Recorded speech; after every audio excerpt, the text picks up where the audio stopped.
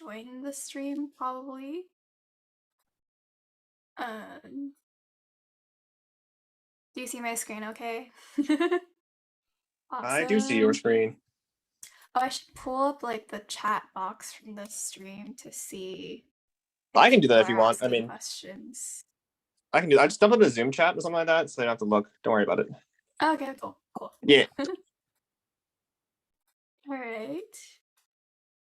I haven't met you guys yet, so let's just talk about you guys while we're waiting for people to join. I think I remember I met Samuel before I graduated from EAP, and I've been talking to Stellina. I haven't met you, Dante. Uh, but yeah. Well, all right. I can pop on camera for a second here. I've been all over town today. Hi, I'm Dante. I'm a sophomore. I'm the current YouTube chair. That's why I'm here. And I'm a Awesome, comp sci cool. major. I know barely Yay. anything about biology or anything of the sort. But hi. You're our technical support. Hello. Hello. Uh, Yes, I can go next. I'm surprised you still remember me, Amanda, but I do. well, much appreciated. But I think we met like during a couple events you put on during your time as EAP Club president. One of them was actually the Jeopardy event, which was hosted by you, Oh, yeah. Kyle. I was part of Yeah. that. I was on the winning team, so I have like a shirt to prove that I won that event. But That's yeah, fun. about me, I'm a fourth year biochemistry major, and hopefully, like you guys, will eventually apply to med school. Awesome. Yeah, I've kind of been communicating with both Amanda and Kyle, but I'm a CS major, bio minors in biomedical engineering and math. So I want to go into like computational neuroscience research. So I'm actually applying for master's and PhD programs this year. And I actually, before this meeting, I was doing some GRE practice problems because I'm taking my GRE tomorrow morning. Ooh. So I've taken a couple of biology classes, but my kind of background is very much like quantitative, like math, computer science, things of that sort. So I guess Samuel will be mostly taking the lead this time. But yeah, I'm looking forward to a very exciting panel. Yeah, that's awesome. Thanks for sharing that. Yeah, that's cool. Good luck on your GRE tomorrow. Okay, I guess we can start talking about ourselves, but yeah, first of all, welcome to the panel. We're gonna kick this off with a short presentation from Kyle and I, and then after that, we'll get into more of the questions and open things up for Q&A. Yeah, so I'm Amanda. I graduated from EAP in 2021. I was like EAP club president in my last year. So I was really happy being involved with EAP and EAP club and stuff like that. I'm happy to be here. I'm on my third gap year right now. I spent like a couple of my gap years taking care of my elderly mother, and then my second gap year last year, I actually moved to Portland, Oregon, and worked as a medical scribe for a year in an OBGYN clinic. And so that was really fun to get experience. Yeah.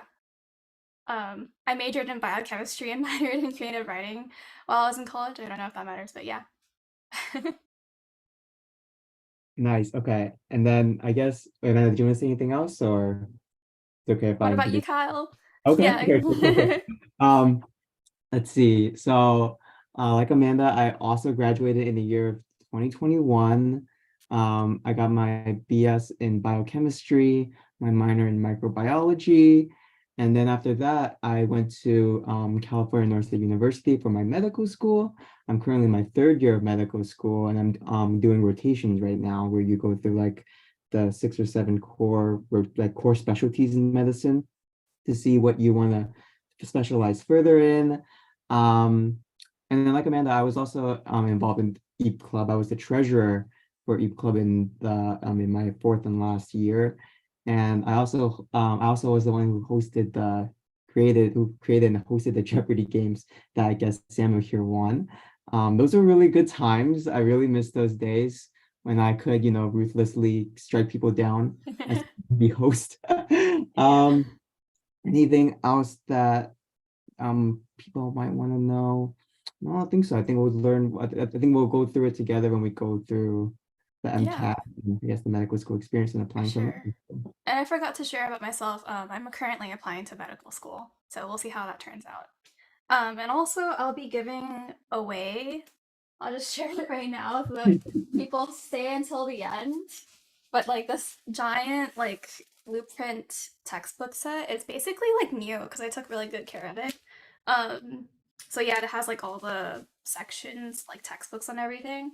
And I'm also giving like away one of these bad boys, the molecular model, like the chemistry sets. Like I know if you've like been through organic chemistry, you've probably already got one, but in case like anyone needs it, I'm giving one away. So there's that. But let's move on. So I'll go ahead and do this slide, but general overview of the MCAT. So I think what's the words again of the Princeton like ad? The MCAT is like hard and the MCAT is important. So to do well on it, not what matters is how you study, not or like what was it? Anyways, you get the point. The MCAT is kind of really unlike any other test you've taken. Like people will always say this to you, but like it doesn't hit you until like you actually take it. Okay, but like this test is 8 hours long. That's a lot of time sitting down. Time to just like stay focused. It has 4 sections and 230 questions total.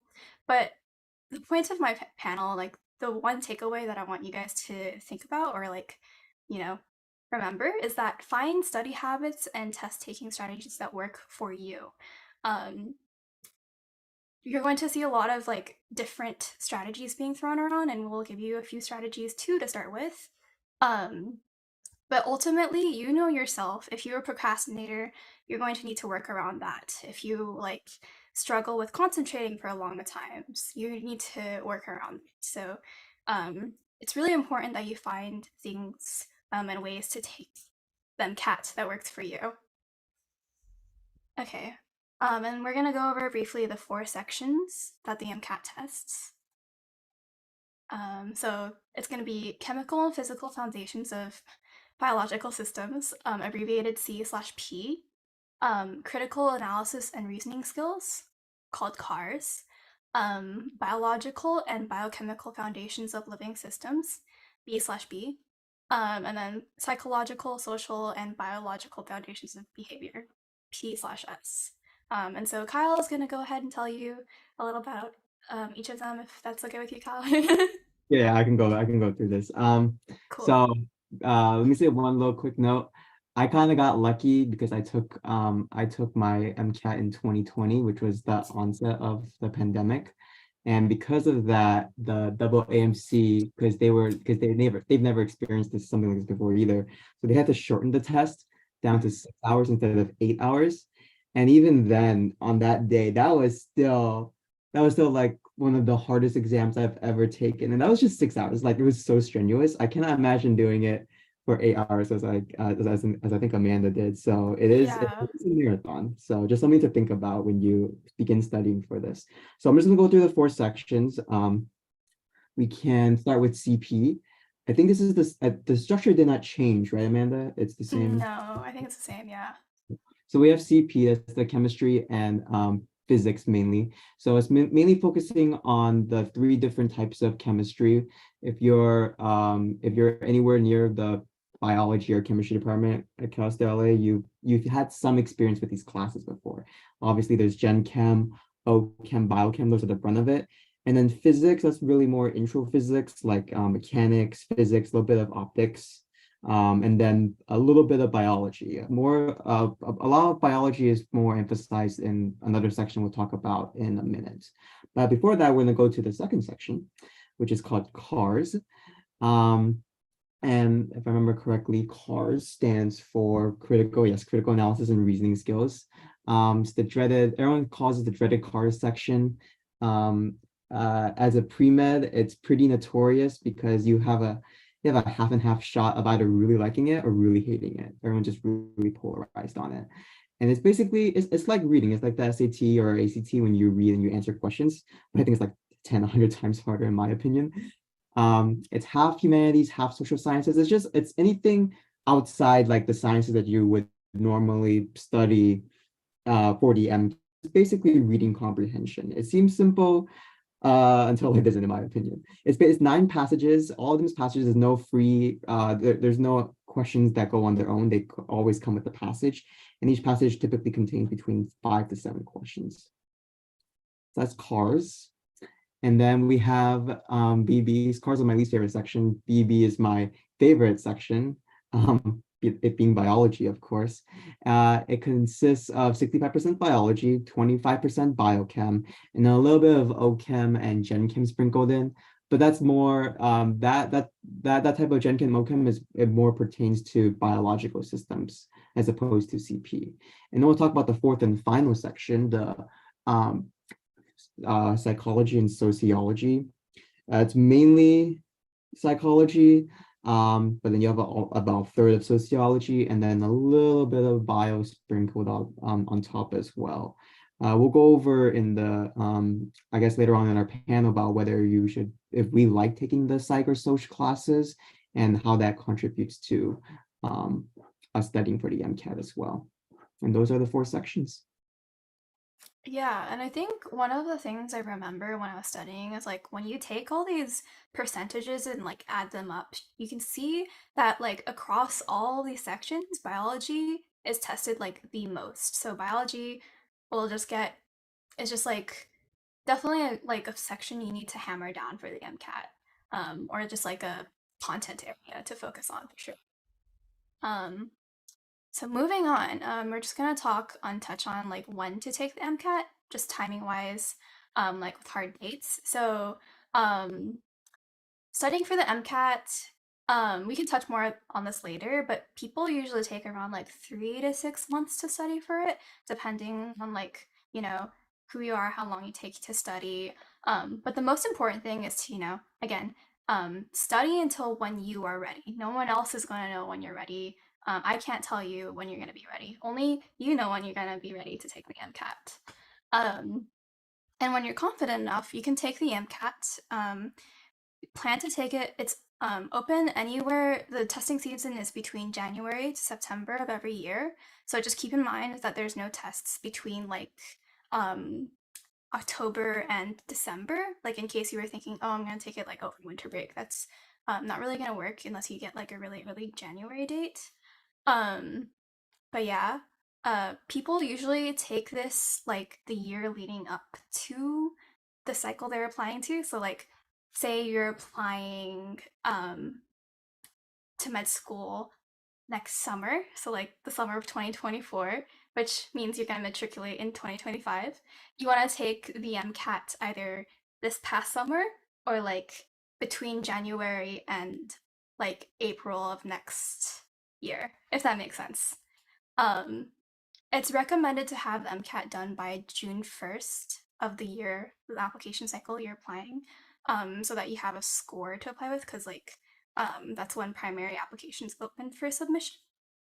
There is technically like a way to like apply, like send your primary applications in and then like test in like July and August, but it gets like a little complicated and dicey because you can't retest it and then like apply.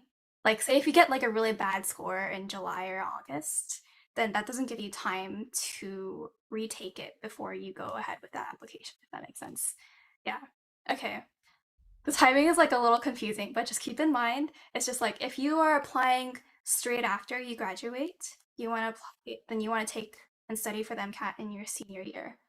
So like your junior senior year. I think that's how it works. Yeah. It's complicated for me, but like once you just like sit down, like okay, I want to go to med school in 2025. That means I'm applying in 2024, so I need to take the MCAT anytime before then. Yeah. So hopefully that makes sense. And if you have questions about that, you can ask us more about it later. Oh yeah, sorry. And this is like kind of what I touched on earlier. How long should I study? Definitely just like for me, I had like a lot of struggles with like how long should I study? Because I thought, oh, I only need like 3 months. But then I had to like reschedule my exam for like a few times because I realized that I wasn't ready. And that's okay. It's better to reschedule something and reschedule the MCAT and then like take it when you really feel confident because you only really want to take it once. Um, yeah, so just make sure you feel ready.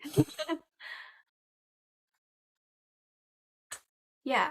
Um, the MCAT largely tests your mental strength. Kyle, do you want to talk about this part? And I can talk about the little picture I threw up there.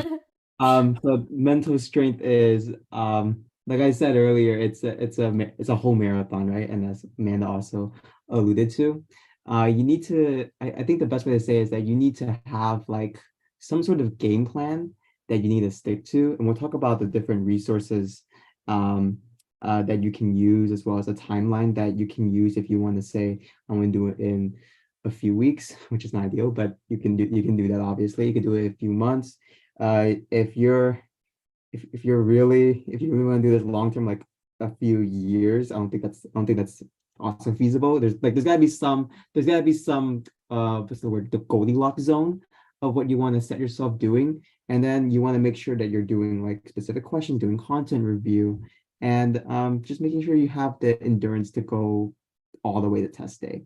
And of course, just having the confidence to trust yourself along the way, as Amanda put there on the slide, is also very important to do. And if we were able to do it, and we're somehow alive, and we're talking to you about this, right? And I think that if we are able to do that, I think that anyone else who's watching this now live or in the future looking back, you can do it as well. And Amanda, you can talk about your MCAT journey. Yeah. Okay. I cannot stress like enough that the MCAT tests like so much of like your mental strength like a lot. Whether it's like you're doing a question and every question you're doubting your answer, or like whether you get to the end of the exam and you're like, I want to avoid my exam completely. Like every moment is just like it's just such a like you have to really stay confident in yourself and trust the studying that you've done.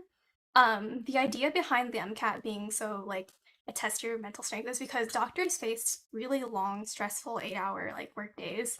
And they want to see if you're able to make really good calls, you know, at the end of the 8 hour work day. Like that's kind of the idea. That's what I think it is. So yeah, the mantra I kept on repeating to myself, like I had like a lot of affirmations going on, and one of them was like, if other people can do it, so can I. Like there's nothing other people have that I don't have. So um like if people can get decent scores, I can too. Um so yeah, you can see in this picture, I really struggled for a long time with studying it, and part of that was like I wasn't setting myself up for success. During this time, I was like, oh, I can take care of my mother full time and also study for the MCAT.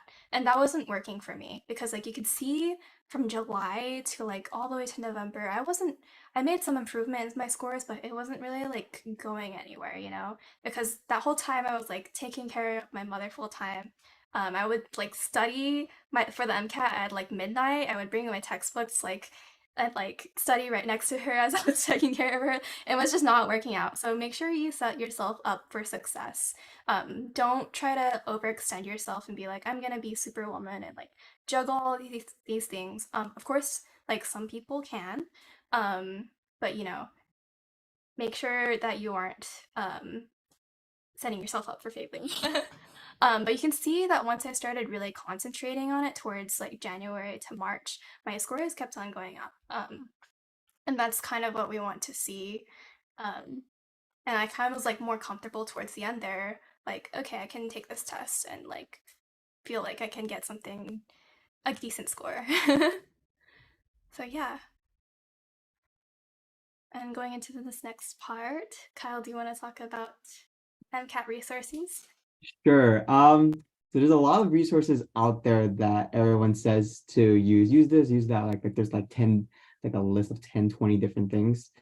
These are this is a quick list of things that we think is a good starter pack, I guess you could say, to start your journey for the MCAT, right? So we have Kaplan books. Wait, Amanda, what's your collection of books that you're going to give away, right? At the end of the Mine um are blueprints. They blueprint. aren't Okay, Kaplan actually, yeah.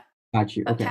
Kaplan are the gold standard. Yeah. Kaplan are those exactly, yeah. So those they have like little textbooks of each little subject. There's like chemistry, physics, bio, cars, I think too. And you basically just work your way through it. There's like it's like a chapter books, and you basically they basically cover a lot of the like just content review to start things off before you do practice questions. And then you have Anki, famous Anki. I personally never did Anki during MCAT. I didn't even know what Anki was until I entered med school. People keep saying Anki. Did you use Anki at all, Amanda? Yeah, I did use Anki actually. Anki is like a flashcard program for those who don't know. I think it's free for like the PC, but a lot of like med students use it, and some people find that it works for them. Basically, Anki is really good for just memorizing all those different facts that might come up on MCAT. Just because there's just like so much. Um, yeah, it's good to really like hammer this in. Yeah, exactly. That's so when I was in med school and I learned about Anki, it's like, oh my gosh, this is crazy. So I did like I had a whole streak and everything. This is a little side, but there was like one day I did like 3,000 cards. Oh my I was gosh, that's too many. It's too many. It's unhealthy. It's unhealthy, but it's like you can see how Anki addiction is. It can you can really catch on to it. That's great. Yeah. And then we have UWorld. We also use UWorld in med school as well. People say that's the gold standard for med school. And I think that UWorld is a really good question bank for the MCAT. So I remember using that, and they had really good explanations, really good, really solid questions. It was very similar to the official MCAT, that AMC question bank as well, which is the next resource here. And that's basically they have some nice content for each section. And then they also have they're called FLs, full lengths. I think they're called full lengths. You have like about 4 to 5 full-length exams that they use, and that's where you want to schedule the final maybe month or two of studying for the MCAT around that. You want to make sure like you take a full length like once every 1 to 2 weeks, or have some kind of schedule where you're like it's surrounded around that, and you want to review those because that's the closest thing that you will have to the actual MCAT, because it's the same test writers who are making the full length and the actual MCAT. r/MCAT, that's the subreddit for the MCAT. You can look for, they also have a ton of resources there you can look as well. And if you want to have the same kind of anxiety, there's a lot of people who have the same type of energy as you when studying for MCAT, so you could, sympathize with them as well. Khan Academy has a lot of great videos. I remember using Khan Academy before the MCAT for other resources, and their material for the MCAT is great as well. And then Blueprint also has some full lengths if you want to buy the full length version, and there's also has some aside like just content, like regular content questions to go over with passages on their own. And that's I think also found that to be a great resource as well.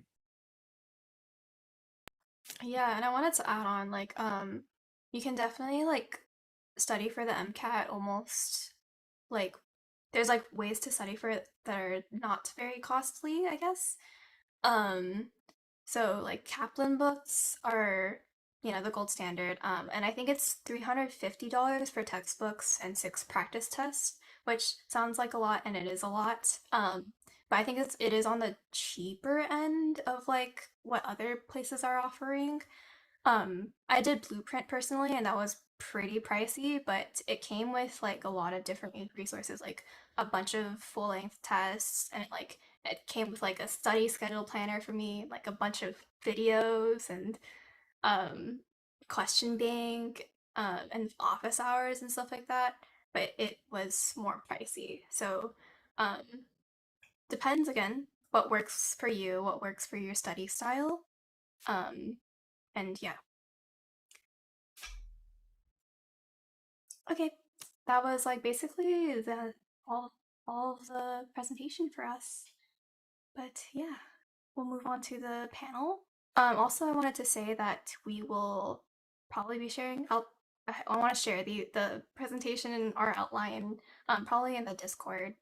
I'll figure out how to get that to you guys.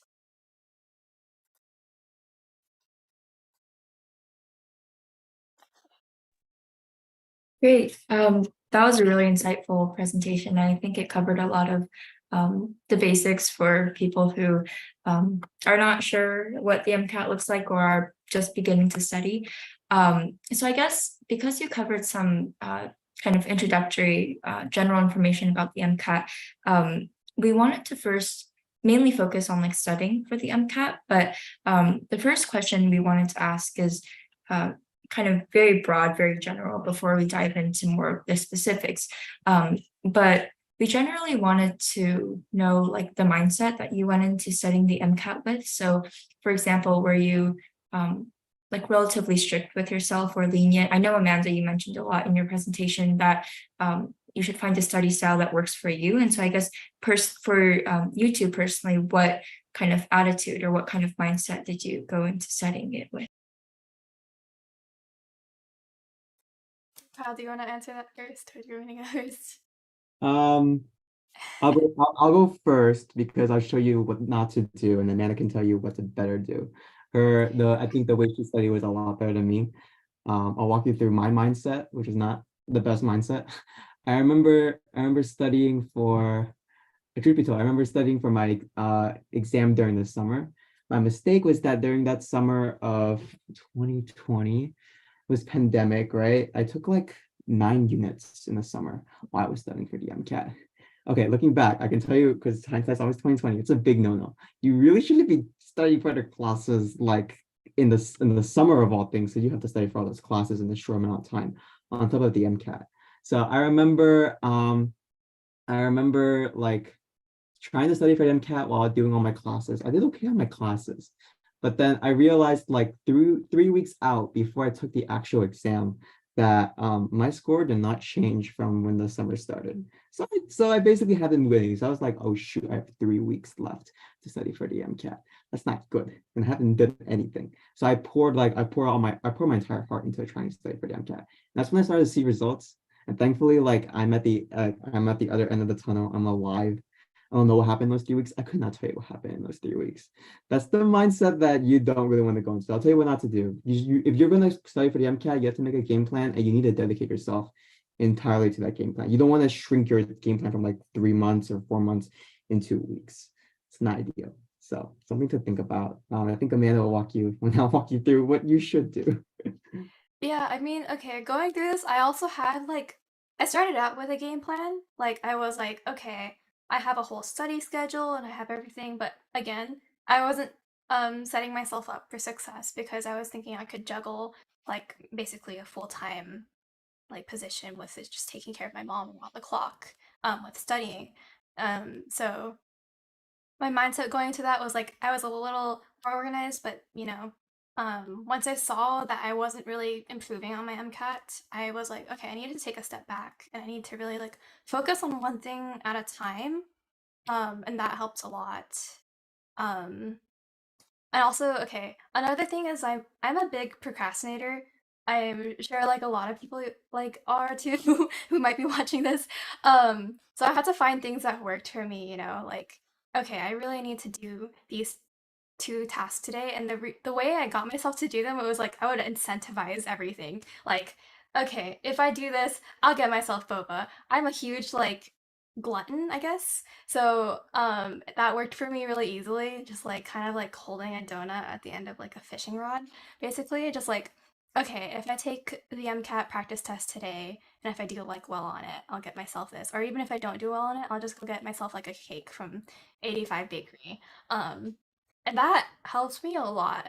Like basically every Friday, and I think this works for a lot of people, like every week I would take a full length practice test.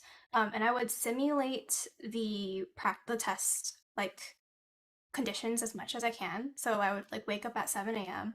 I would start the test at like 8, and then I would like eat breakfast before. I would take breaks exactly like the same way. I would take them during the test. I would eat prepared lunch. I would like make sure everything's closed. Like, I would simulate the exact conditions every single Friday. And I think that helped a lot. even though it's like a dreadful 8 hours to put yourself through every like Friday or every week, whenever that works for you, I think that really, really helps because I see people sometimes they're like, oh, I did super well on my practice tests like at home, but then once I did the actual tests, like I actually like got the nerves got to me or something like that, and it like they dropped a lot of points. And I think that happens sometimes because people are not really simulating the test conditions. So like there some people like Google during their practice test, like search up answers, and that's like it's kind of like it'll make you feel better, but it's not like simulating the actual test environment. So I think that's also a really important thing to do. And like also if you struggle with doing an 8 hour test every week, incentivize yourself. I would get like super good mochi nuts in the morning before I took those tests. So um, yeah, just being mindful of what my study habits were like and playing around it really helped. That's a really interesting strategy to hear, Amanda, about incentives. I think I'll definitely try it for myself when I start studying.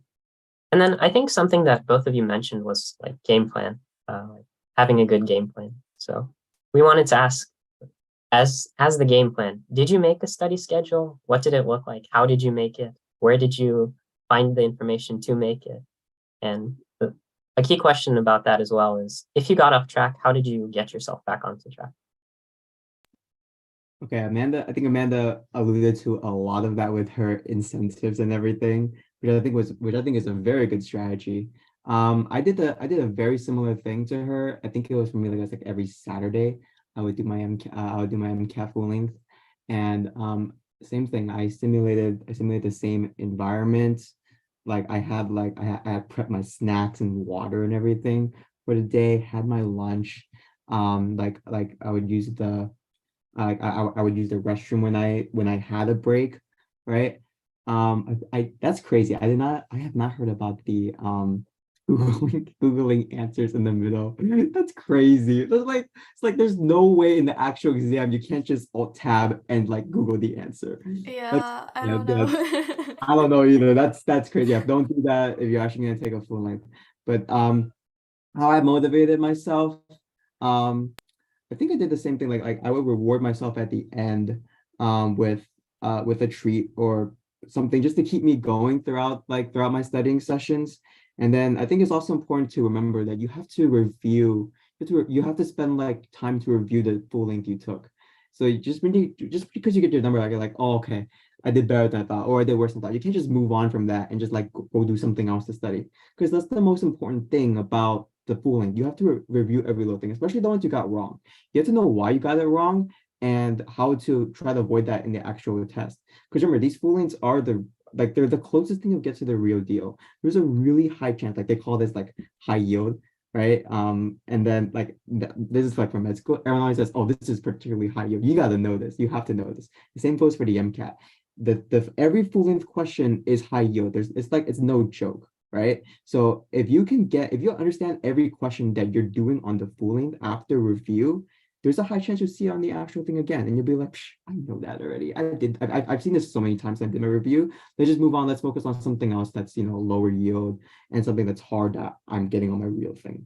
So that's something that you could consider. You have anything else you want to add, Amanda, or? um, the original question was about game plan, right? Okay. Yeah, I think Kyle touched on most of what I wanted to say. Um, but also just like as a general sort of things, like time lengthwise, I think people usually do like 1 to 2 months for content review, which is when you're just like learning all the information, reviewing all the textbooks. And then like the last month and a half or so on um practicing and like doing the question banks. I think people like also emphasize a lot that I think like practicing, I think in my opinion, is like way more important than reviewing. I learn a lot by practicing and reviewing my mistakes, and so that worked for me. I saw like my scores improve the most when I was focusing on practicing. Um, so I can't stress that enough. Um, And another like procrastination pro tip is that if you start with like something very little, like doing something really easy, then everything else becomes a lot easier for you to get into. So like each day I would struggle with starting studying, but then I was like, actually, I'm just gonna watch Cells at Work, the anime, and kick my studying off with that. Because actually, listen, Cells at Work is high yield material. So much of Cells at Work actually showed up on the MCAT. And that was like such a good way to start my studying day. Was just like, I'm just gonna watch some anime for 20 minutes and then I'll get into like the rest of my content videos that I have to look at. Um, it doesn't have to be like that, but find whatever works for you, however you need to start it. If it needs to be like something small, like, oh, I'm gonna do like 5 practice questions before I get into the rest of my studying. Like, that's great. Yeah.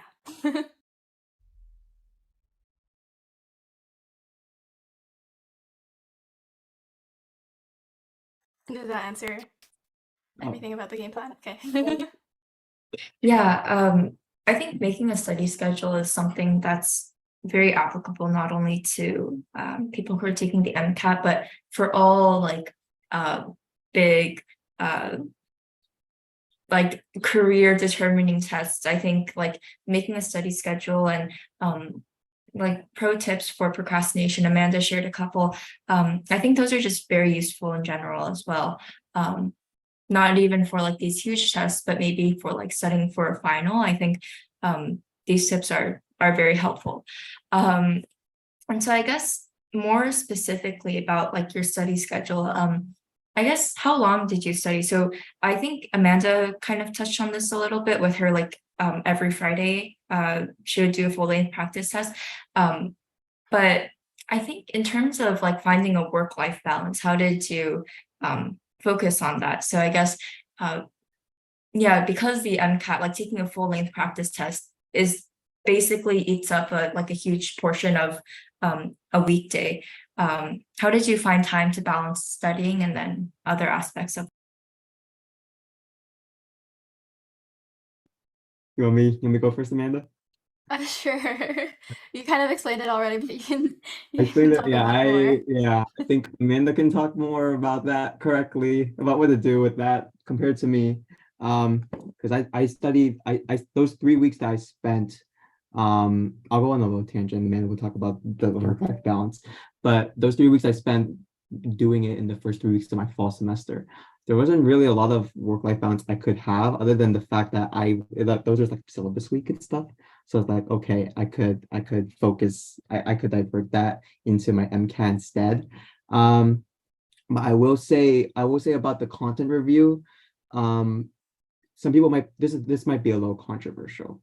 Again, you have to find the study strategy that you that works best for you. But I say you could just dive in and study, like just study the just try to see where you are and like do like some practice questions before you look at content review, just to get a general idea of what you know and what you don't know. I say it's controversial because like some people be like, oh, you might want to do some content review first, just like to understand, get some foundation. But I come from the point of you should try to figure out what you know and what you don't know to begin with.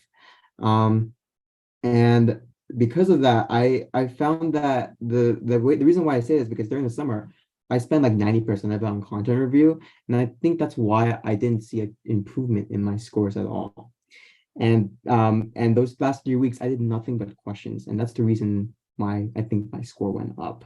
That's something that you want to consider. And then the last thing I want to say is the cells at work. Oh my gosh, Amanda. I think I watched only one episode, but my roommate in med school, he loved that. He loved cells at work, and it's like that's like the best thing you could study for immunology. Exactly high yield for the MCAT. That's the only reason why. Yeah. So No, totally. It cells at work, literally, it's high yield. Like, um, it actually tells you facts and helps you like remember each cell and like their function. Like, it's kind of silly, but it works. And it's really like somehow it's so accurate. Um, I'm sure they like hired a biologist or something when writing the manga or the anime. But yeah, it's great. So to go off of what Kyle said, I totally agree with like the part where practicing the tests and like getting a feel for them is really important. And you can do that before the content review. A lot of people actually do that by starting with a diagnostic exam. So I think AAMC actually offers like an official diagnostic test, and I think that's like free. Like basically, it's like a shortened like half version, like 4 hour version of the MCAT, and it definitely helps you get like a feel for the MCAT format. Blueprint also offers a diagnostic test, um, and so those are just good to take when you're starting studying and kind of get a feel for things. Um, so I forgot to touch on last time, the last question, but like actual resources for like building a study schedule. I used Blueprint because after I took the Blueprint diagnostic, this is how they get you. They like give you like a whole study schedule, like with all the content like lined up, like really neatly, so that you, for like when to study it on like each day, and like it builds like this really neat calendar based on your availability and like how many hours a week you can dedicate to studying and everything. So I personally used Blueprint, but I had to pay quite a bit for it. I think r/MCAT has like a free study schedule like builder somewhere buried in their wiki. And I think AMC also has like tips for building a study schedule. So those are like three different resources you can use to like actually like mark out the topics you need to study. And I think that's also really like you should definitely do that when you're starting to study, like to make sure that you're gonna get through all the content you need to in the time that you need to. Um, yeah, and then to touch on the work-life balance part, so again, I started studying, but then like my mom got sick, so then I had to take care of her for a bit. So my work-life balance was non-existent because I was taking care of her like around the clock and then studying for the MCAT literally like at midnight until 2 a.m. I don't recommend that because my I was not getting anything done. I was not being productive. So if you're really busy taking like 18 units in a semester, um, some people can juggle like having 3 hours of sleep and studying the MCAT until 3 a.m. That's not me. Um, I think you should not also like set yourself up that way. I think it's good to take the MCAT or study for the MCAT sometime like when you have a break, like either in the summer without taking summer semesters like Kyle did. The summer is a really good time to study for that because that gives you like 3 months about. Um, and then once I started seriously studying for it like towards January, it took me like 3 months, give or take, to really nail down all the content and get all my practicing in. And yeah, I was lucky because I was in my gap year. So I did some time after my mom got better. But yeah, if that answers the question. Yeah, thank you both. I guess I have a new show to start watching, Cells at Work. I've never heard of it, but sounds interesting. And I think, Kyle, you touched on this topic a little earlier, but now getting into questions about content review, the first one we wanted to ask is, did you take psychology or sociology before taking them? Yeah. If so, was it helpful? If not, do you regret not doing it? Oh yeah, that's a great question. Oh, well, I'm just seeing Dante's question. I guess we'll get to that later. But going back to the psych and soc, I'm not sure if you did, Amanda, but I took those classes. They were a good introduction to like the topics that you'll see in the MCAT. Do I think it's necessary? Um, not necessarily, to put it in a way. I think it's that it just gives you a good foundation of what of the different topics that they could potentially test you on.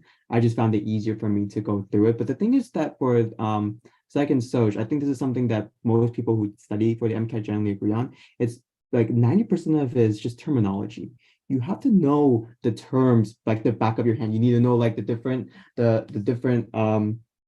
I don't know. I always forget what it's called, but like there's 7 stages of life or for this and that. You need to know different diagrams and specific parameters for each little thing that they're going to test you. And there's always one correct answer that you have to know. So you need to know the different models of this and that. So I think that's where we want to do flashcards. And everyone always recommends, oh, do Anki for psych social. It's like the best study method for it. Obviously I didn't do Anki because I didn't know that it existed until after, but everyone who I met in med school, when if they use Anki, they used it for psych soc. So that's something that you might want to consider. I'd say psych and social as a class, it's good exposure, initial exposure to taking the MCAT. But when it comes down to it, it's the terms, and then they're gonna throw in, like, I think Amanda, you can back me up on this. Like they throw experiments on you. Like they're writing this experiment. You need to interpret the experiment on what they're trying to do and see what conclusion they got from it. That's basically the heart of second soc. Yeah, and I agree with everything Kyle said. That was basically what I was going to say. The only thing I have to add is, like, I think r/MCAT has this like master Google document of like all the like terms and everything in psychology and sociology that you need to study, and I kind of want to find it. I'll try to find it and like send it to you guys by the end of this. But um, definitely knowing those terms is really important. I did take psychology and sociology prior to taking the MCAT, or in my college years. Um, I think it's definitely helpful as sort of like a foundation, like being exposed to those topics already. Um, but it's not necessary. But it is helpful. So if you can take it, it's nice to take. And I think some med schools also have like prereqs that need some like social sciences. So taking one of those is pretty useful anyways, because it will fulfill a prereq for med school. Let me read this first question to the audience. What electives would help the most the year I'm taking the MCAT? Like if I were taking the MCAT in January. Electives and classes should I take to prepare for it?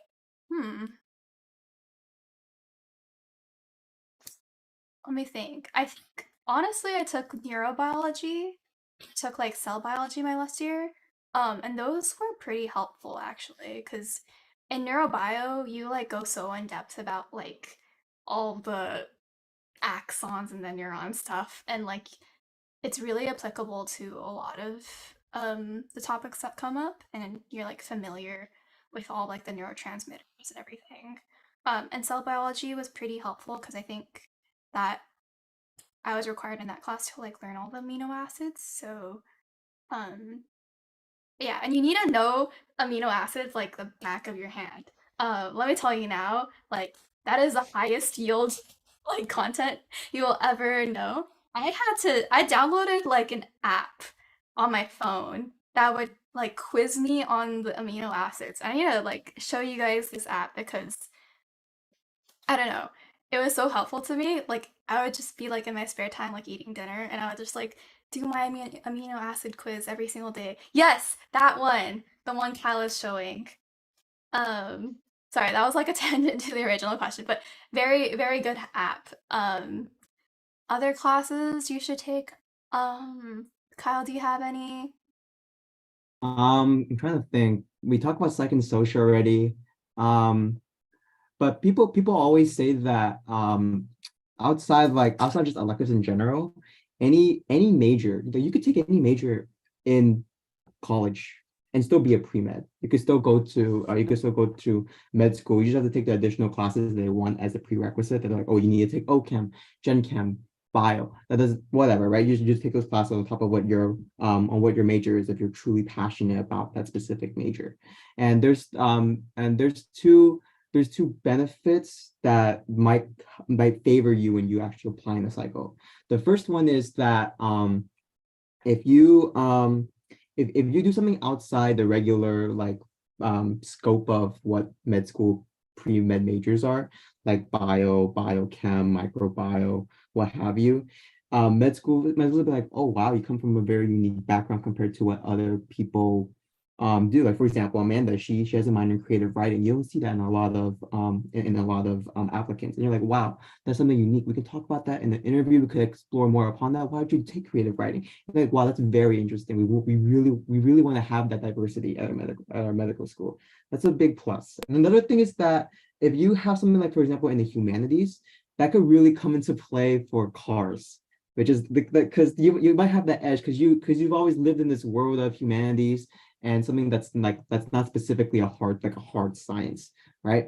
So you might have an edge in being able to interpret passages better than other people. Those are two things that you might want to consider. But then again, there's no right or wrong major that you can take or electives that you can take. As long as you make the requirements that the med schools that you're applying to want or they're expecting of the classes that you take, then you should be good to go. And then I don't think I was gonna add anything else. Amanda, did you want to say something? I just wanted to like go off of that and yeah, say again like I actually I agree totally with what Kyle was saying. Like the electives I was talking about, those are definitely not necessary for taking the MCAT or like going into med school. They were just kind of things that like oh they had topics that were related to the MCAT. Um Definitely like you don't really have to center what electives you take around the MCAT, just take what interests you because those are classes that you're going to be passionate about and passion more than anything is like really important in when you're talking about um, your interests during like school interviews. Um, yeah. So, do we want to do this next question now or later? I think we can do it now. What do you think, Stolina? Okay. Selena said, yeah, I think so. Let's see. How important is clinical/hospital volunteering when applying for med school?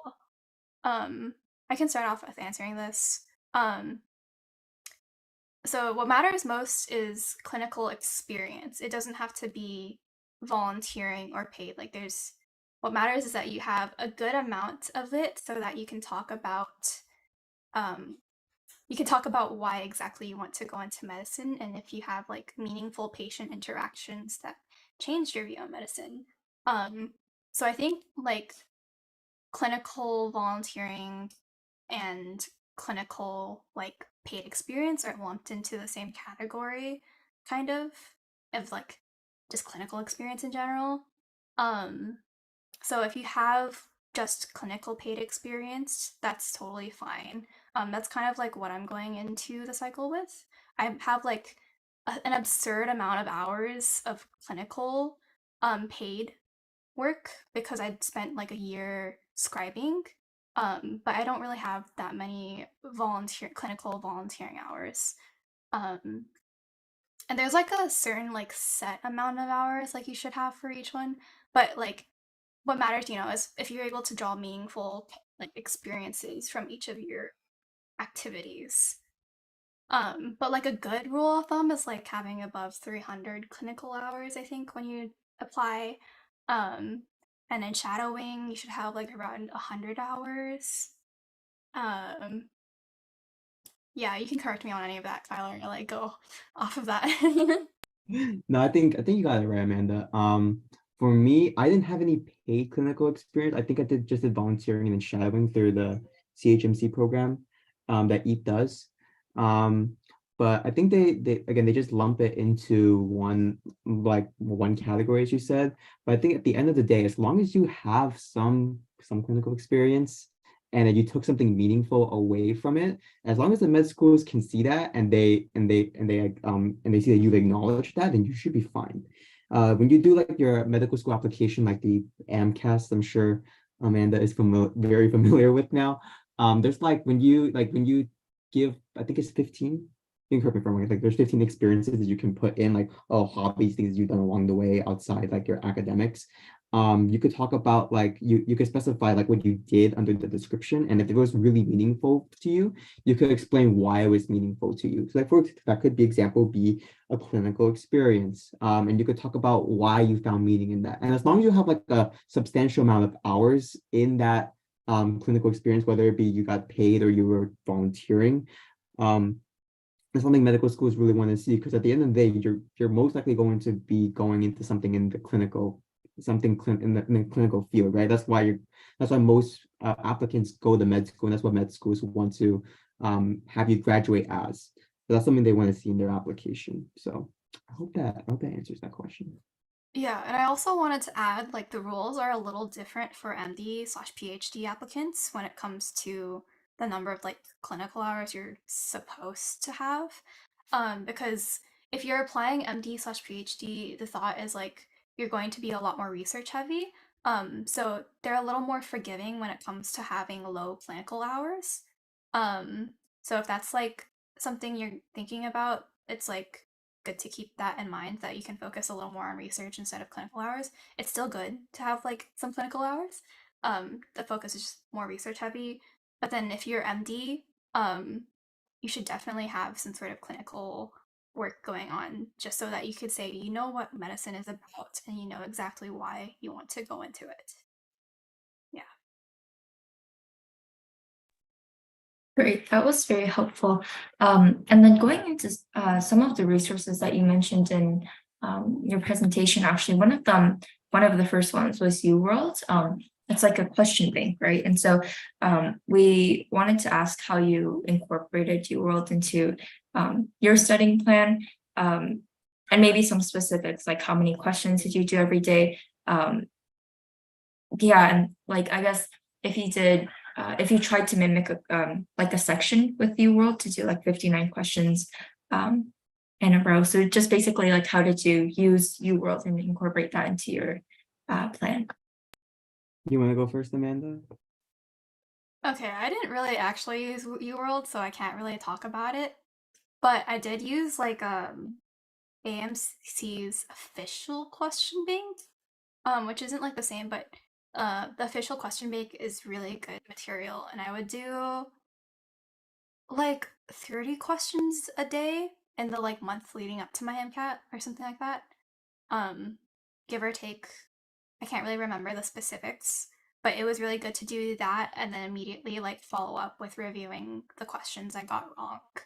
Um, and I would actually like take out like a notebook and write down exactly why I got everything incorrect and why I would like what's the logic that would lead me to the correct answer.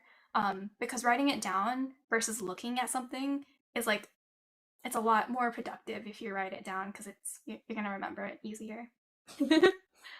So Kyle, did you use UWorld?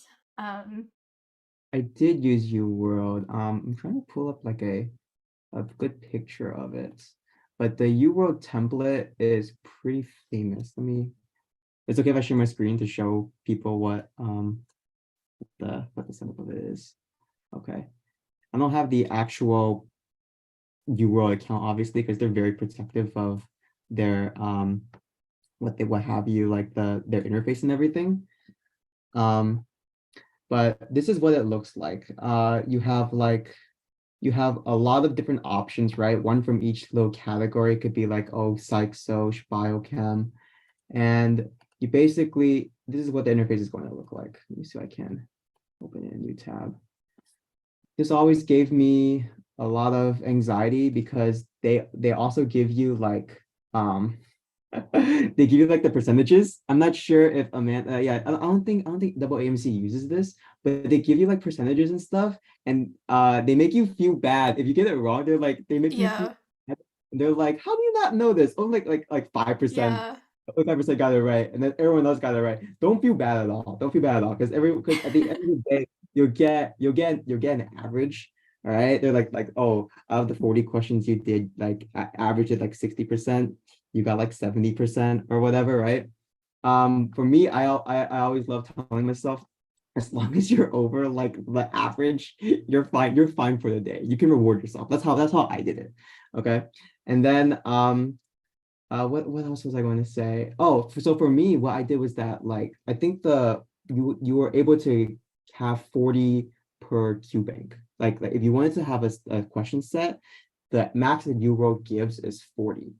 I think that's for it typically is for med school, but it's also for the MCAT as well, if I'm not mistaken. So because of that, I would say like, okay, today's full on biochemistry day. I'm gonna do 40 questions of biochemistry. We're gonna work our way through this, and then I'm gonna do the same. I did the same thing as Amanda did in terms of reviewing everything at the end.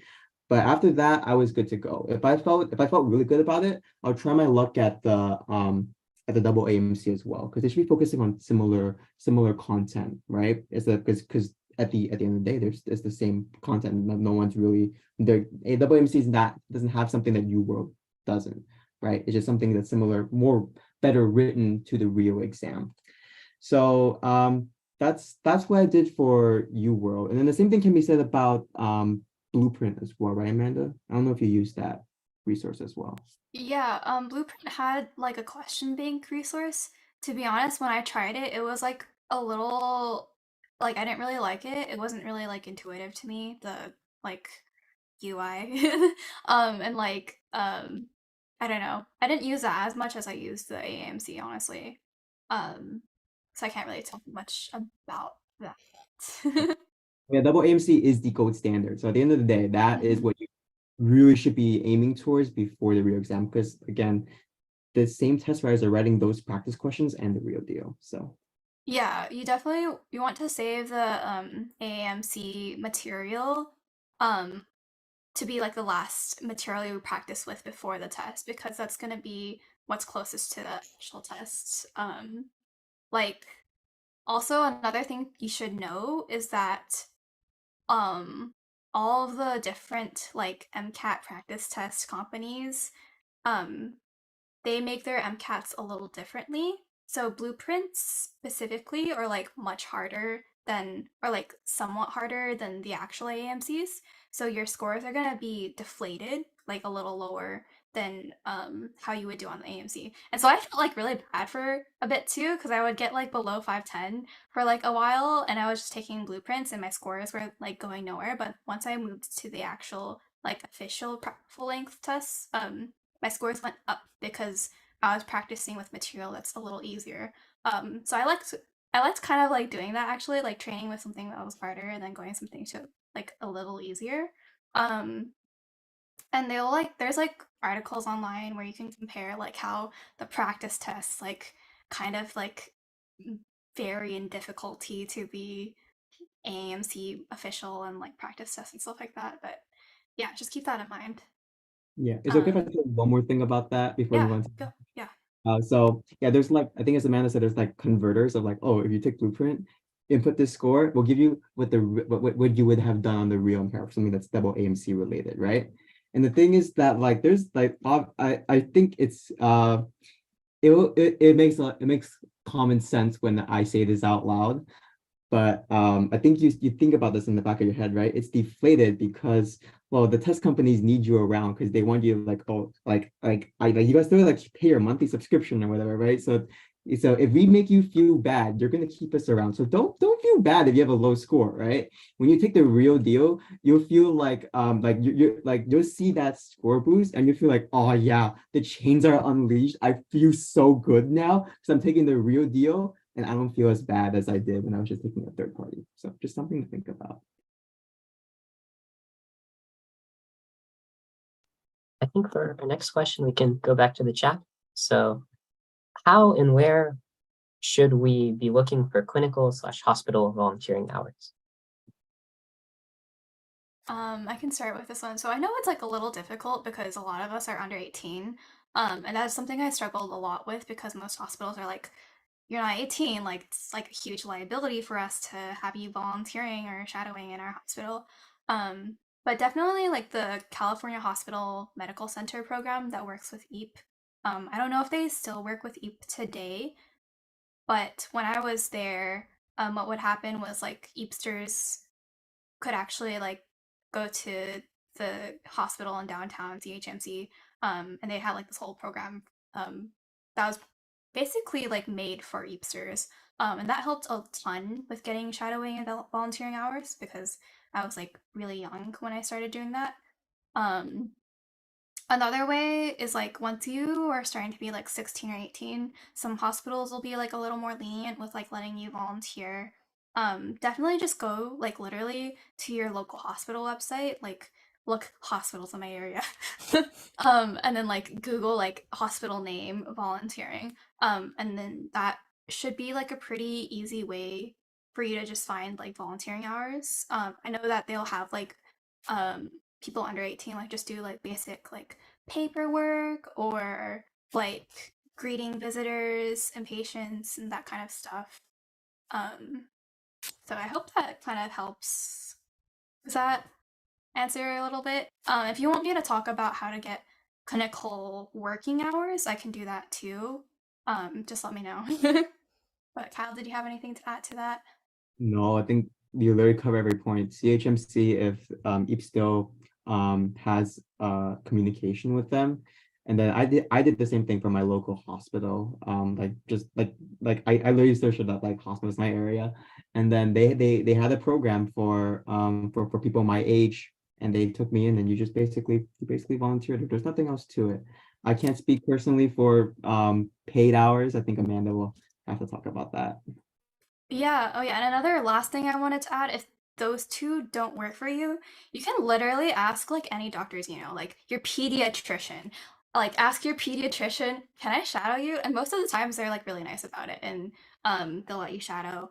And you can even like even if you don't know any other doctors other than your pediatrician or your doctors, um like any relative doctors, you can cold call or email doctors. Like just hit up doctors in your area. "Hey, can I shadow you?" Like just like call like 10 of them and see which ones respond. You know, at the end of the day, like a lot of doctors are really understanding of like how pre-meds like need to get like experience and like struggle a lot with that. So a lot of them will be really like nice to us in that way. Um, yeah. Let me see where's the next question.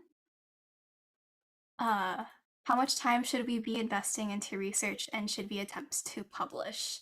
Hmm. Kyle, do you want to answer this question first, or Uh, um, Wait, Selena, do you wanna answer this question at the end, or do you wanna oh, you have a I preference? think we can answer this now, but then the other questions we'll keep for the end. Oh, okay, gotcha. Okay. Yeah. Oh, okay, that I see what you mean by the chat now. Okay, I'll start with the research question then. Um, if you can publish, you should try to publish while you're in undergrad. That's like a great thing to do. That's something you can also do in your gap year as well. um Investing into research, if you find something that you're like, if you find a lab on campus that you're really passionate about, then by all means you should spend as much time as you can. And if you really are into research, you could apply to an MD PhD program, right? A hybrid program that you could be doing research in that field in the future as well. So I think it really depends on how passionate you are about research. If you want to do it for just to see that like that med schools like that med schools can tell that you've done research, at least have a specific threshold to the number of hours. I don't know, Amanda, do you know how many hours med schools recommend? um, it can really get up there, honestly. But I would say I don't know. I don't actually have like a good amount, but like a lot of people have around 500 to like 1,000 hours. Like personally, I think I applied with like 1,100 hours because I started research in like my second or third year, all the way up until I graduated. Um, and so that's just like a lot of hours that just kind of built up over time. Um, so, in terms of time, you should be you should be investing into your research and it like publishing. It depends on what your goals are.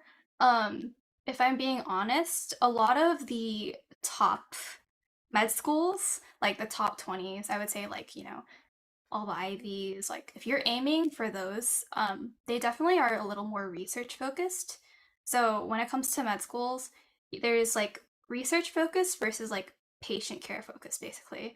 Um, and so, um, yeah. So most of the top like 20s are like research focused, and so you definitely, if you want to get into one of those, I guess, if that's what your goal is, you should have some research under your belt.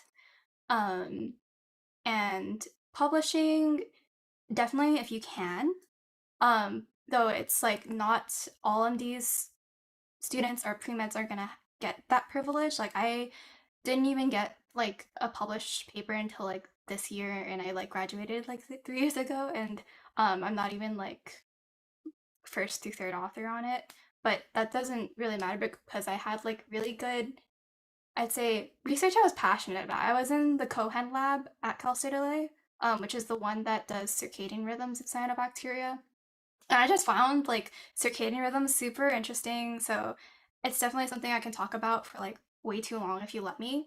And I think that's really important. It's just like being passionate about research and like the scientific process, I guess, if that makes sense. So wrapping it up, it depends on what your goals are. Publish if you can. And that's, yeah, it.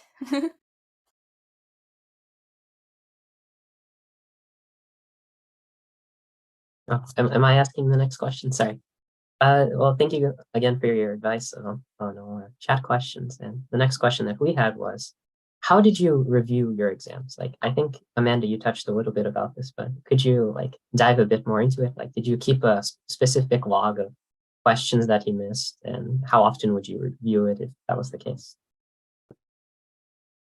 Yeah, I'll go through it really quickly, but definitely like when I started to review questions, like, people gave like me like I would look on test strategies or whatever, and they have like entire Excel spreadsheets where you can plug in like all the questions and what you got right and wrong. I think it's like way too much time, but I just took literally like a notebook and I would just like write down, okay, um, chemistry, physics, like question one I got wrong, and like write everything out on that question and like why I got it wrong. And um also I think that another thing people do is like a lessons learned journal, which is a specific notebook full of lessons that are like, I'm not going to make this mistake again. Like it's going to be a really short notebook of like a few pages, I guess, but those are like lessons that are really important, and like you're going to review that like all the time before you take a test basically. So I think that's helpful for a lot of people. um Another thing is like I actually split up my test review into 2 days. So I would do chemistry and physics and cars on one day, and then biochem, biology, and psych soc on another day. And I just like really took my time to review it. You definitely don't have to take that much time, but like I just found it helpful for me, I guess. Yeah. So Kyle, if you wanted to talk about.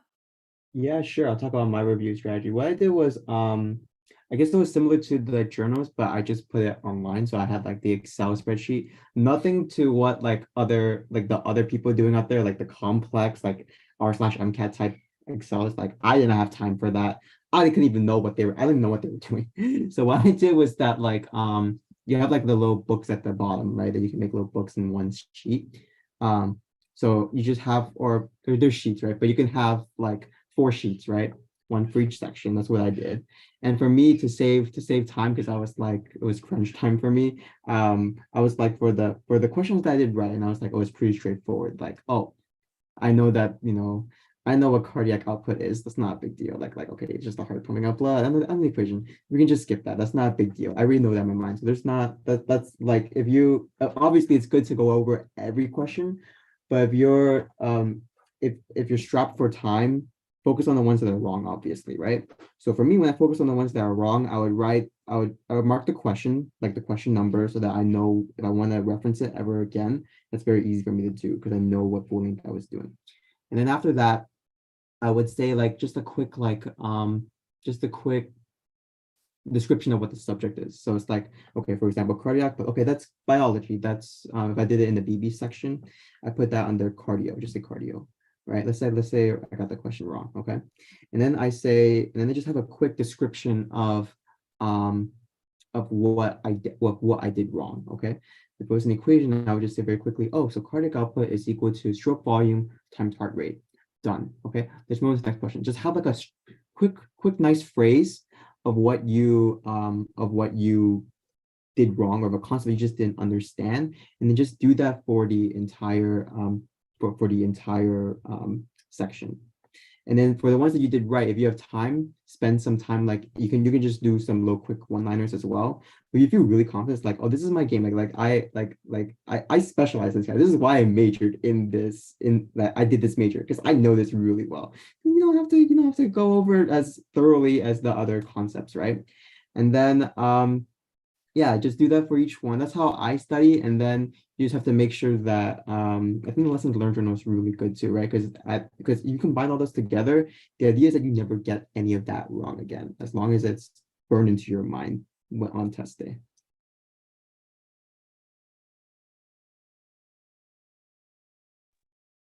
Great. I think those are again some test taking strategies that are very applicable not only to the MCAT but in general for any like career changing huge tests, or even for just like small midterms or finals, you know, it might not be as extensive as like taking like full-length practice tests before like a midterm or something. But I think like in general, maybe keeping like a lessons learned journal for every class so that you can review before the final. I think that's something that could be like a general takeaway for anybody in the audience.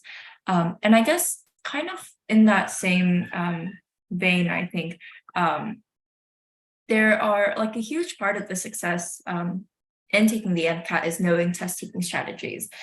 Because it's 8 hours long, you have to really pace yourself, and you have to really draw on like the material that you've learned before. And so what are some test taking strategies that you've learned for the test in general and for like specific sections? And I guess as kind of an aside, where did you learn them from? You want to go first, Amanda? Sure. I don't really have like specific like test taking strategies. I don't know. Um, let me think. I will say though, like something really helpful for me was like having caffeine the day of. So something my mom told me to do was like buy some boba the day before, stick it in the fridge, bring it to your exam. And that saved me. Like having this much sugar and caffeine just throughout my entire test helped me stay focused. I don't know if you guys really like sugar and caffeine like I do, but it really helped me actually with just like keeping that stamina up, making sure I'm fueled properly. Um, yeah, so that's my test taking strategy is get some boba, get some caffeine, take it with you and drink it throughout your breaks. That would be a really good strategy for me. The problem is that I don't drink caffeine, so I'll be really jittery that day, be peeing a lot. I'd be using unauthorized bathroom breaks. So, but yeah, so to each their own. So, if you're a caffeine person, it's a great strategy, I think. For me, I'll go over like I guess a couple or a few things. I'm trying to keep a list because I might go off on a tangent, but my first strategy is concerning sleep. So the day before, I don't know if you heard this before, Amanda, but the day before you don't study at all. There's some people who's like, oh, you have to study like last minute stuff, equations, amino acids, whatever, right? Like, no, it's over. Just chill your last day, go for a walk, do like watch your favorite TV show, anime, read whatever book, right? Like there's nothing like this whole thing is supposed to be a marathon, right? And you've practiced for this marathon for months on end. This is like just take a chill pill for the last day, okay? And the thing is that the problem on the last day is that you at night you're gonna feel really jittery. You're like you might have problems sleeping, which is not good for the next day. So this is a strategy that I've heard for studying for the MCAT. I'm not sure how controversial this might be, but try to wake up early on that last day before your actual test day, 5 a.m., 6 a.m., what have you, and try to like exercise in the morning. Exercise really early in the morning. Okay. The idea behind that is that if you wake up really early that day and you exercise and you work yourself out, okay, by the time like 6 p.m., 8 p.m. comes, you'll be really tired. Okay. Like you have to sleep. Like there's no way, like as anxious as you are, you can't fight the fact that you are really drowsy, you're gonna fall asleep. So you have no nighttime jitters. Because there's a lot of people when they're studying for MCAT, they're like, I always hear like, oh, I only had 2 hours of sleep on my test day. You do not want to have 2 hours of sleep on your test day. You want to lock in the fact that you got a good 7, 8, 9 hours of sleep that night. Okay, because you need to have a fresh mind, right? Wake up in that morning, get your caffeine, get your food, what have you, right? You need to be in the best mindset possible. And if you're on 2 hours of sleep, you're not in your best mindset possible. So there's that. And then so chill pill, make sure you sleep. So wake up early that day, work out. And then regarding cars, the test taking strategy regarding cars, I guess, and any section in general for me is that you do not want to spend one particular time on one section while you're taking the MCAT, right?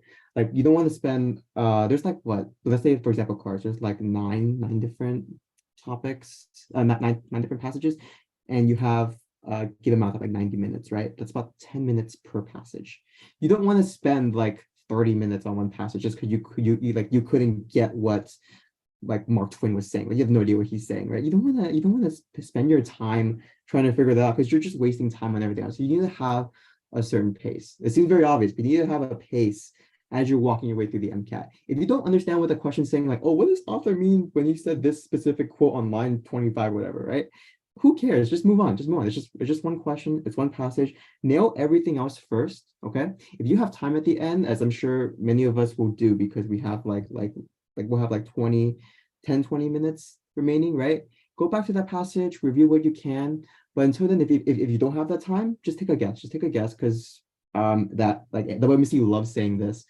There's no, this goes for every test in general, right? There's no detriment to you guessing a wrong answer. They're not going to dock points if you get the wrong answer. So it's to your every advantage to just guess whatever, right? And then move on. Go back if you have to. Okay, I say this specifically for cards because it's all passages.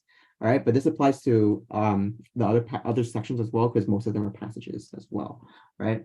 So as long as you have a good, you keep a good pace and make sure you have good timing throughout your exam, then you'll be fine. You don't want to rush your last two sections and spend like 1 minute on each passage, on reading each passage. It's just not possible.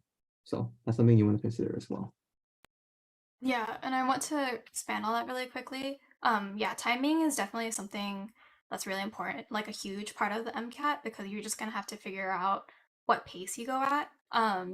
Something that helps for me, like the one strategy I'll be talking about is just like um figure out, I think there's like a number, like it's like 1.5 minutes per question or something like that for um how much you should be spending. So I would write down like the minute I sat or went through each section is like, okay, at like 45 minutes, I need to be at question like 30 or something like that. I don't know what the actual breakdown is. You can figure that out. But that really helped me stay on pace. Like, okay, halfway through and then like 75% through.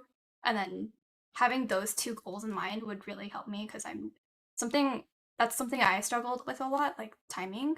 Um, and I wish I spent more time figuring that part out for me because I'm like the kind of person on the test, with any test in class, who will be the last to leave, who will take the full amount of time. So definitely just keep in mind if that's like something similar to what you do, that you're gonna have to figure out timing because you don't want to finish the test with like 10 unanswered questions or something like that. Yeah. Okay, that's all. I'm exactly the same way. Okay. Even last semester, I had a professor almost insisting that I get out of his classroom Yeah. because I was the last one there. Yeah.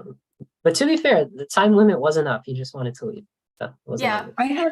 I had the same experience. That really pissed me off. Everybody, yeah, we had like more than 30 minutes left, and everybody else had left, and yeah.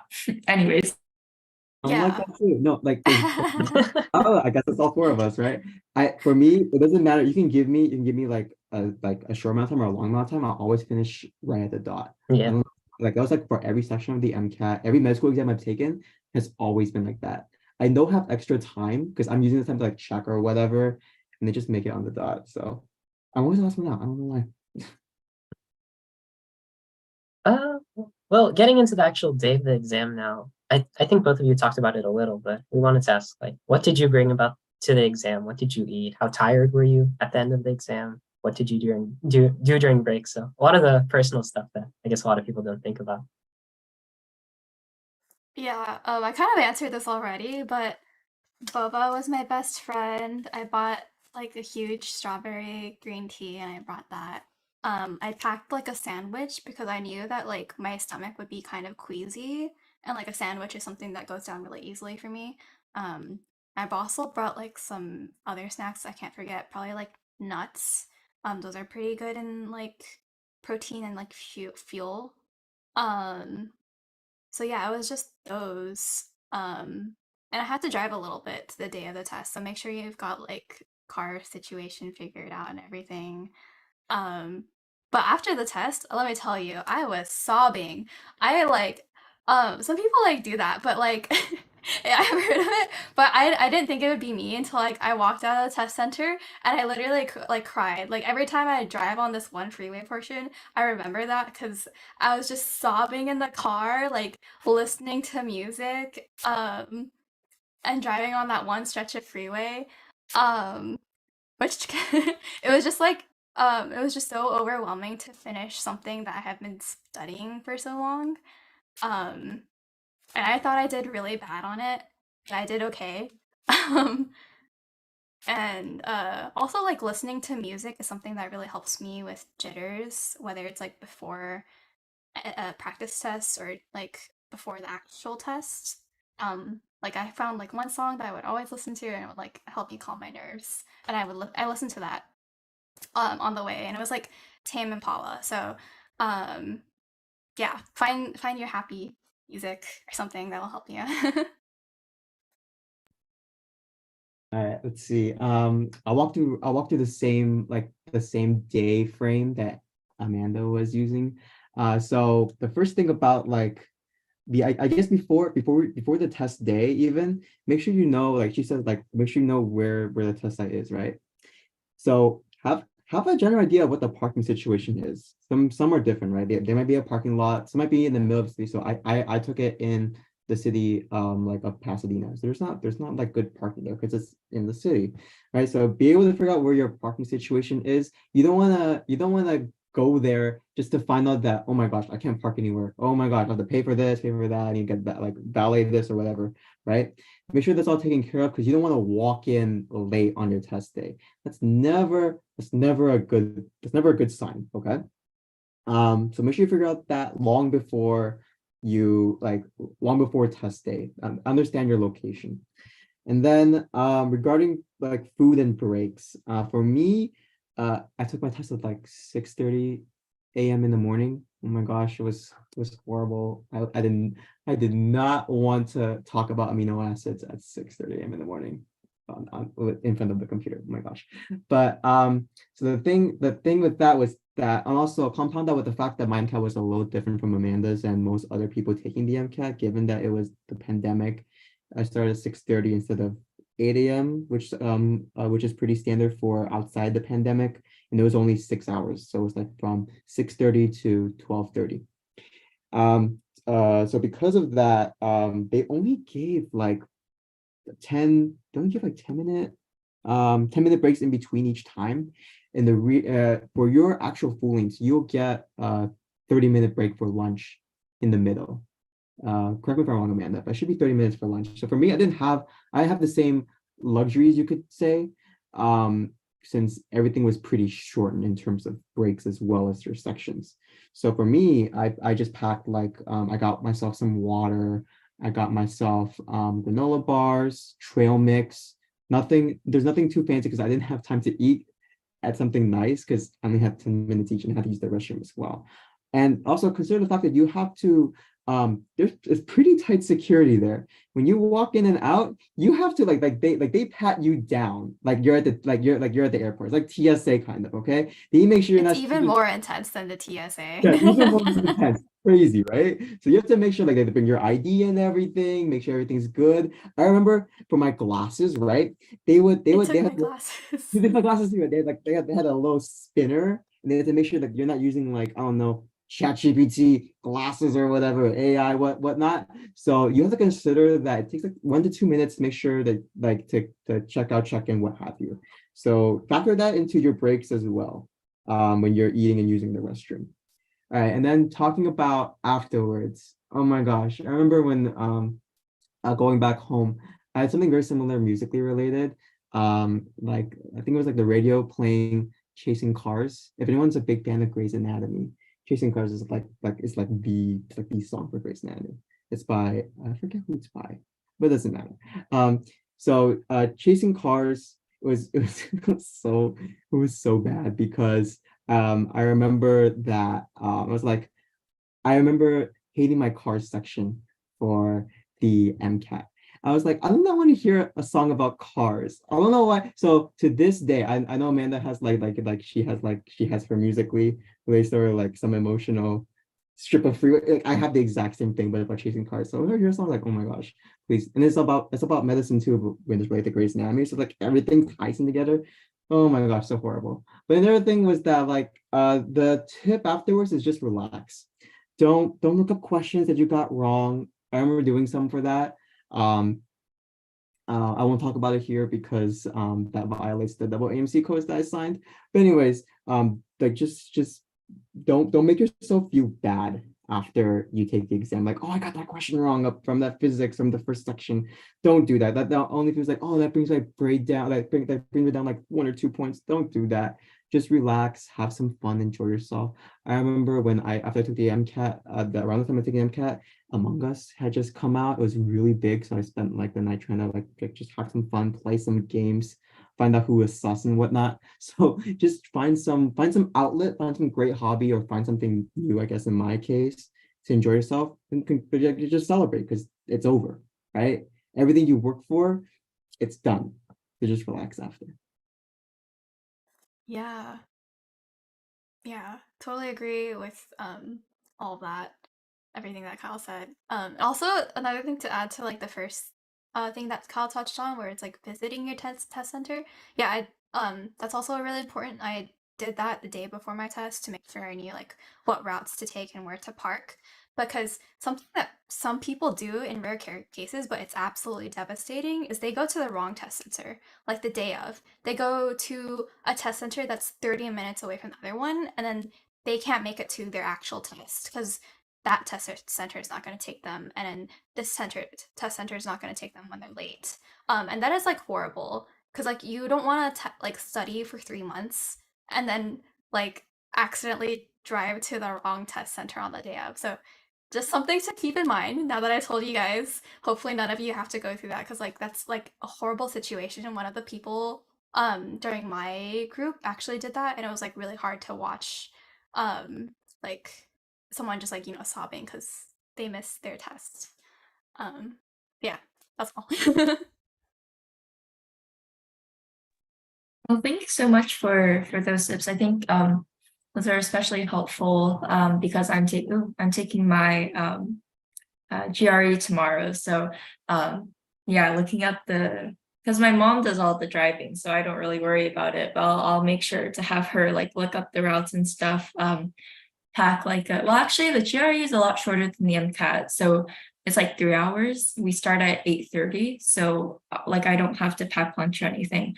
But like bringing water, and also like some of the general tips you gave, again, they're very applicable not only to the MCAT but to like huge tests in general and just tests in general, pacing yourself.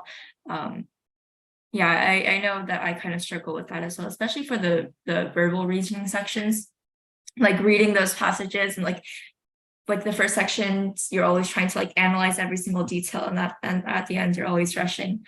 But in any case, I think it was really helpful. Dante, do we have any questions in the chat? No, I don't think so. Yep, we don't. Okay. In that case, yeah, I guess just thank you for your time and for your advice and for taking the time to come here and share very useful information. Samuel, do you have any other comments? No, I just want to echo the same thing. Thanks so much for your guys' time. It's been really helpful. You definitely helped a lot of people by answering chat questions. A lot of these questions were my questions, so really helpful in that way. I've been taking notes the whole time. So yeah, thanks again. Of course. In my closing remarks, let me think. I will try to get all this information that, like I mentioned, the presentation, the outline, and like if I can find it, the master document for the Psych Soc to you guys. And also, feel free to contact me with any questions. I will include my email and like contacts in the outline. Actually, I think that's the best way because I don't want to post like my contact information on YouTube. And yeah, feel free to like reach out to me with any questions during the studying process or anything about medicine, like medical school related. I had like my best like buddy, like mentor, like guide me through a lot of this, like help me with studying and like figure out all the like the small details. Um, so I'm definitely happy to be that resource for someone else. Um, so yeah, open doors, and if you need like connections or help with like finding clinical experience, stuff like that, research, I don't know, anything, just go ahead and ask me. Yeah, and then also for the giveaway, I don't know how we want to do this.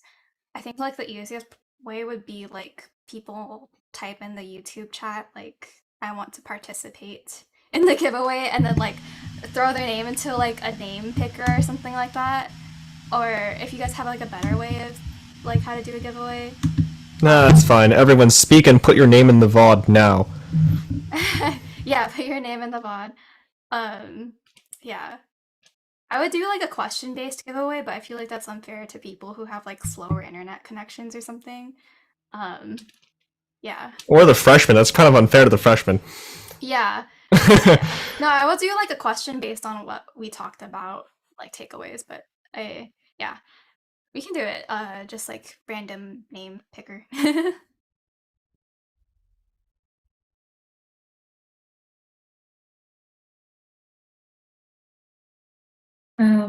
In the meantime, actually, I think it might be because some people might not be able to make it to the live stream. Okay. Should we have people like open the giveaway until like midnight and then have people type in Yeah. like raise your hands in the Discord? Because also it might be like I don't know who would be watching this who isn't an EAP, but on the off chance that somebody who's not an EAP participates, it might be difficult to Yeah. yeah, so I think also just to give people a bit more time. Yeah. No, I think that's a yeah. great idea. We can do that for sure. It'll give more time. And whoever wins the giveaway, I'll message you, and I think I'll stop by EAP campus sometime, in the next week, and then I can drop it off in your locker or wherever. Yeah. And Kyle, did you have any closing remarks? Let's see. I unfortunately do not have any giveaways regarding the MCAT. Those are all gone. I should have, you know what? I wish I burned them in the bonfire. That'd be really nice. That's a very classic thing. Cathartic, man. Don't do that. It's toxic. But it's something a lot of people, if you go on r/MCAT, they always joke about that. But yeah, it's always nice to give away your materials like I did after I was done because I didn't want to see it again. So yeah, that's good advice too. Once you're done with Amanda's, whoever wins, once you're done with them materials, you could pass it on as well. You can also feel free to reach out to me to talk about not just the MCAT, but I guess applying to med school as well, and then I guess how to survive in med school. We can also talk about that as well. I guess I could something's okay if I give you my contact information offline, and then You think the Discord server works? I mean, you're all still in the Discord server, and also all of you is still in the Discord server. Yeah, I think I was gonna plan to share the outline in the Discord server, so yeah, I'll just like include it in like a big message or something like that, like all the links and giveaway reactions, whatever. All right, cool. Yeah.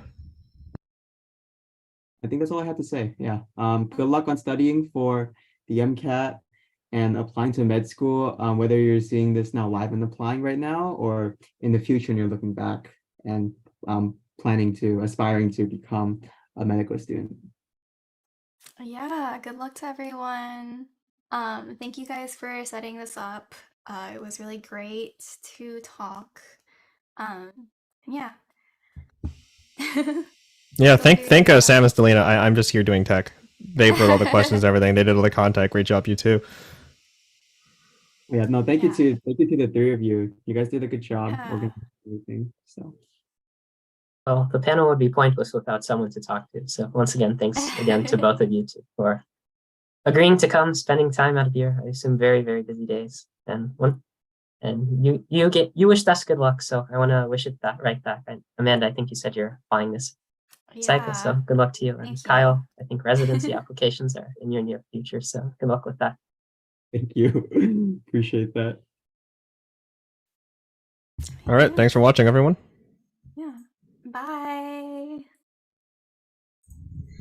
Okay, stream's over. That Cool.